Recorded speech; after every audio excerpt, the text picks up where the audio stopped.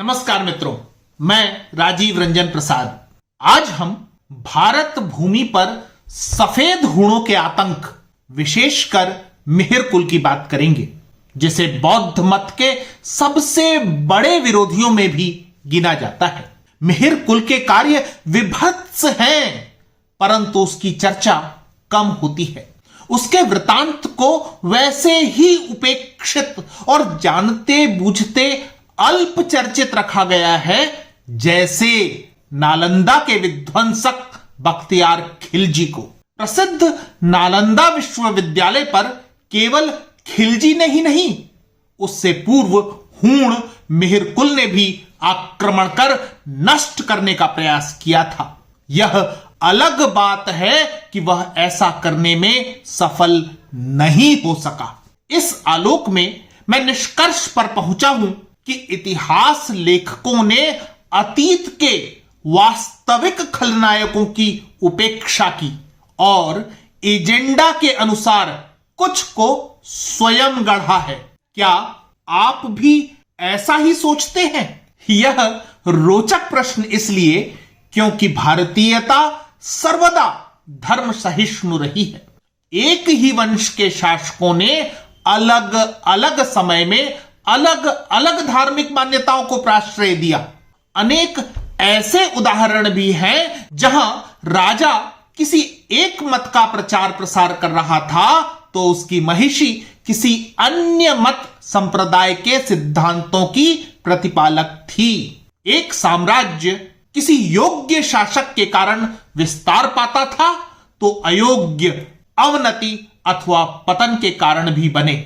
ऐसे में नए दौर के इतिहास लेखन में विचित्र प्रवृत्ति देखी गई है, जहां सामाजिक दरारों को चौड़ा करने के लिए जबरन के खलनायकों का सृजन हुआ है। उदाहरण के लिए मौर्य शासन की अवनति के दौर में राजा बृहद्रथ की हत्या कर जब उनके सेनानी पुष्यमित्र शुंग द्वारा सिंहासन हथिया लिया गया तो उसे बौद्ध धर्म के सबसे बड़े शत्रु के रूप में प्रस्तुत किया गया। यह ब्राह्मण बौद्ध विद्वेष का खेल नई सदी का है, जबकि किसी भी मत मान्यता के उत्थान और पतन के अपने कारण होते हैं। इस भूमिका के साथ ही बात करते हैं मिहिर कुल की। वर्ष 500 ईस्वी के आसपास गुप्त साम्राज्य का सूर्य अस्ताचल की ओर था। इन समयों में अनेक नवीन राजतंत्रों, शासकों का उदय हुआ, जिनमें मालवा के यशोधर्मा, गया और कान्यकुब्ज के मौखिरी, मगध और मालवा के गुप्त, थानेश्वर के वर्धन, बंगाल के गौड़, कामरूप के वर्मन, वल्लभी के मैत्रक आदि प्रमुख हैं। इन्हीं समयों में पश्चिमोत्तर भारत के मानचित्र पर हूण उभर रहे थे। हूणों का आदि स्थान चीन का पश्चिमी परिक्षेत्र है।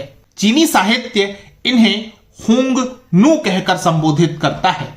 अंतरजातीय युद्धों के फलस्वरूप हूण अपने आदि स्थान से पलायन कर आगे बढ़े। एक प्रशाखा वोल्गा की ओर बढ़ी और उसने तत्कालीन गौरवशाली रोमन साम्राज्य को अपूर्णीय क्षति पहुंचाई। दूसरी अथवा पूर्वी शाखा ने आक्सस घाटी में अपना नया आवास स्थल निर्मित किया और यहां से ही वे भारत भूमि की ओर आगे बढ़े। इस शाखा के हूणों को श्वेत हूण अथवा एप्थलाइट भी कहा गया है। गुप्त शासन समय में सर्वप्रथम 455 ईस्वी के निकट भारतवर्ष की पश्चिमी सीमा पर हूणों का आक्रमण हुआ, किंतु स्कंदगुप्त शक्तिशाली थे।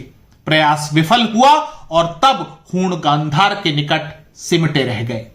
जैसे जैसे गुप्त कमजोर होने लगे, हूणों ने पुनः सिर उठा लिया और तोरमाण के नेतृत्व में हूण साम्राज्य की सीमाएं गांधार से गुजरात तक और बंगाल से पंजाब तक के क्षेत्र में विस्तारित हो गई थी। हूण शासक तोरमाण भारतीय धर्म अध्यात्म की ओर आकर्षित हुआ, अपितु उसकी सहिष्णु नीति की प्रशंसा के अंश बौद्ध ग्रंथों में भी सहज प्राप्त हो जाते हैं। एक ओर उन्हें शैव मत ने आकर्षित किया तो दूसरी ओर तोरमाण की कौशांबी मुद्रा में सूर्य का अंकन है। एरण अभिलेख यह पुष्टि करता है कि उनके अधीन धन विष्णु ने एक नारायण मंदिर बनवाया था। कुरा अभिलेख के अनुसार तोरमाण के शासन समय में सिद्धवृद्धि नामक एक व्यक्ति ने बौद्ध विहार बनवाया। कुवलयमाला ग्रंथ के अनुसार उनका झुकाव जैन धर्म की ओर था, जबकि आर्य मंजूश्री मूलकल्प के अनुसार उन्होंने एक भारतीय हरिगुप्त को अपना गुरु बनाया था।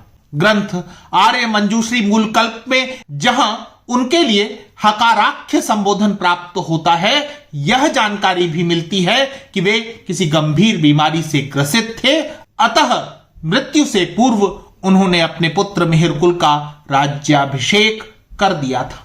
ग्वालियर अभिलेख से पुष्टि होती है कि मिहिरकुल तोरमाण के पश्चात शासक हुआ। यह भी भान होता है कि उसने शैव मत को अंगीकार कर लिया था। मिहिरकुल को धार्मिक असहिष्णु बताया जाता है, परंतु क्या इसके पीछे कोई विशेष कारण था? क्यों वह बौद्ध धर्म और धर्मावलंबियों का शत्रु बना? इसका उत्तर ह्वेनसांग ने अपने भारत यात्रा वृतांत में दिया है। वे लिखते हैं, कुछ शताब्दी बीते मोहिलोक्युलो मिहिरकुल नामक एक राजा हुआ। उसने अपना अधिकार शाकल नगर में जमाया और भारत पर शासन किया। उसने बौद्ध धर्म को जानने की इच्छा व्यक्त की और विमर्श के लिए संघ से किसी विद्वान भिक्षु को बुलवा भेजा। जो विद्वान और विख्यात भिक्षु थे, उन्होंने राजकीय प्रस्ताव और दान को हेय माना। राजा के एक पुराने भृत्य ने बहुत दिनों से गैरिक वस्त्र धारण किया हुआ था। राजकीय बुलावे पर भिक्षुओं ने उसी को भेज दिया। यह देख राजा ने कहा, मेरे मन में बुद्ध के प्रति बहुत आदर था। मैंने किसी विद्वान भिक्षु को बुलवाया था जो मुझे धर्म का मर्म समझाए। संघ ने इस भृत्य को मुझसे विवाद के लिए भेजा है।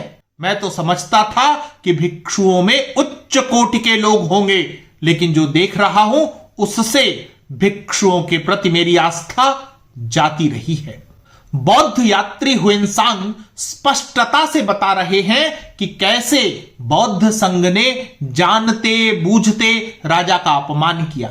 इस घटना के पश्चात मिहिरकुल के शासन क्षेत्र में बौद्ध संघों के समक्ष अस्तित्व का संकट खड़ा हो गया था। राजा बौद्धों के प्रति दुर्भावना रखने लगा था। मिहिरकुल निस्संदेह नृशंस शासक रहा होगा, चूंकि उसके विषय में लगभग सभी साहित्यिक साक्ष्य एक जैसा ही दृष्टिकोण रखते हैं। चीनी यात्री सुंग युग ने मिहिरकुल के लिए क्रूर और प्रतिशोधात्मक जैसे शब्द प्रयोग में लिए हैं। इस विवरण से प्रतीत होता है कि बौद्ध संघ द्वारा किया गया अपना अपमान मिहिरकुल को ऐसा चुभा कि प्रतिशोध की आग में धधकता हुआ वह क्रूरता की पराकाष्ठा को पार कर गया। यवन भिक्षु कॉस्मोस, जो कि लगभग 530 ईस्वी में भारत आया था, उल्लेखित करता है कि मिहिरकुल के पास 2000 से अधिक हाथियों और घुड़सवारों की बड़ी सेना है। वह कर प्राप्त करने के लिए अपनी प्रजा को आतंकित करता है। कल्हड़ की राजतरंगिणी में मिहिरकुल के विषय में चर्चा इसलिए उपलब्ध है क्योंकि उसके शासित क्षेत्र में कश्मीर भी आता था। राजतरंगिणी में उल्लेख है कि मलेच्छ जाति द्वारा देश दलित होने के पश्चात मिहिरकुल राजा हुआ। वह नृशंस और काल के समान था। जब वह चलता था तो आगे आगे गिद्ध और कौवे सदैव उड़ा करते थे और सैनिकों द्वारा मारे गए लोगों के भक्षण के लिए आतुर रहा करते थे। वह स्वयं किसी राजा के प्रेत के समान था और उसके चारों ओर दिन रात मारे गए असंख्य लोगों की आत्माएं मंडराती रहती थी। उसे औरतों, बच्चों, बूढ़ों किसी के प्रति दया न आती थी। राजतरंगिणी में वर्णित हुण शासक मिहिरकुल की क्रूरता का यह वृतांत देखें। एक दिन उसने देखा कि उसकी रानी अपने वक्ष पर सिंघल की बनी किंशुक की कुंचक पहने हुए है। उस पर सुनहले पद चिन्ह है। वह क्रुद्ध हो उठा। अंतःपुर रक्षक से पूछताछ करने पर उसे बताया गया कि सिंघल देश से आने वाले वस्त्रों में वहां के राजा के पद चिन्ह छापने की प्रथा है। मिहिरकुल इस बात से संतुष्ट नहीं हुआ और दक्षिणी समुद्र अभियान के लिए निकल पड़ा। विजय प्राप्ति की और सिंघल नरेश को मार डाला। लौटते हुए उसने चोल, कर्नाट, नाट आदि राजाओं को भी पराजित किया, उनके नगरों को ध्वस्त कर दिया। राजतरंगिणी में मिहिर कुल की पाशविक मनोवृत्ति का विवरण भी मिलता है। उल्लेख है कि अपनी विजय यात्रा के उपरांत जैसे ही वह कश्मीर के द्वार तक पहुंचा, उसने खड्ड में गिरे एक हाथी की चिंगाड़ सुनी।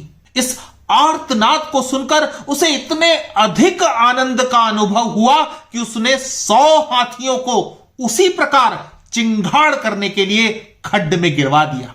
इन सभी वृतांतों से स्पष्ट होता है कि मिहिर कुल की प्रवृत्ति एक क्रोधी, हृदयहीन शासक की थी जो असहिष्णु भी था। जैन ग्रंथों में उसके द्वारा निर्ग्रंथों पर किए गए अत्याचारों का वर्णन है, तो बौद्ध ग्रंथों में 600 से अधिक स्तूपों और विहारों को नष्ट करने का, जिसमें कौशांबी का घोषिताराम तथा कासिया का बौद्ध विहार प्रमुख है। कहते हैं अत्याचारी का अंत सुनिश्चित है। मिहिर कुल की अंततः पराजय हुई और उसके अत्याचारों से ही नहीं बल्कि धीरे धीरे हूणों से ही भारत की धरती को निजात मिल गई। मिहिर कुल को पराजित करने का श्रेय 2 शासकों को जाता है। ह्वेनसांग के विवरणों के अनुसार गुप्त नरेश बालादित्य ने, जबकि मंदसौर के अभिलेख के अनुसार मध्य भारत के शासक यशोधर्मा ने मिहिर कुल को पराजित किया था। यह गुत्थी उलझी हुई है कि मिहिर कुल की निर्णायक पराजय किसके हाथों हुई, अथवा क्या वह 2 बार पराजित हुआ, पूर्वी अभियान में गुप्त शासकों से और दक्षिणी अभियान में मध्य क्षेत्र के यशोधर्मा से। एक संभावना जो सबसे अधिक विश्वास योग्य प्रतीत होती है कि मिहिर कुल को सर्वप्रथम यशोधर्मा ने पराजित किया और हूणों को पीछे सिमटने के लिए बाध्य कर दिया था। कालांतर में उसका निर्णायक संघर्ष गुप्त नरेश बालादित्य से हुआ। बालादित्य ने मिहिर कुल को बंदी बना लिया था। राजमाता ने दया का परिचय दिया और हूण शासक को मुक्त करवा दिया। इस घटना के पश्चात हूण कश्मीर और उसके पश्चिमी हिस्सों में ही सिमटे रहे। मिहिर कुल का आतंक समाप्त हो गया था। वर्ष 542 ईस्वी में लगभग 70 वर्ष की आयु में मिहिर कुल की मृत्यु हो गई। उसने 42 वर्षों तक शासन किया था। मिहिर कुल के पश्चात हूणों का इतिहास अंधकारमय हो जाता है। मूल्यांकित किया जाए तो हूण आक्रमण गुप्त साम्राज्य के पतन के महत्वपूर्ण कारणों में से एक था। सांस्कृतिक दृष्टि से भी यह आक्रमण अभिशाप सिद्ध हुआ। हूणों ने कला के उत्कृष्ट स्मारकों को नष्ट कर दिया, अनेक मठ मंदिर उजाड़ दिए, यहां तक कि मूल्यवान ऐतिहासिक दस्तावेजों को भी बर्बाद कर दिया। भारतीय इतिहास की एक रूह कपा देने वाली दास्तां थी मिहिर कुल, जिसे कुशासन और असहिष्णुता के प्रतीक के रूप में सर्वदा स्मरण किया जाएगा। मित्रों, आज इतना ही। फिर मिलता हूं ऐसे ही किसी ऐतिहासिक तथ्य के साथ। अगर आपको मेरा ये चैनल पसंद आ रहा है तो कृपया इसे सब्सक्राइब करें। आप इस प्रस्तुति को लाइक या शेयर भी कर सकते हैं। नमस्कार।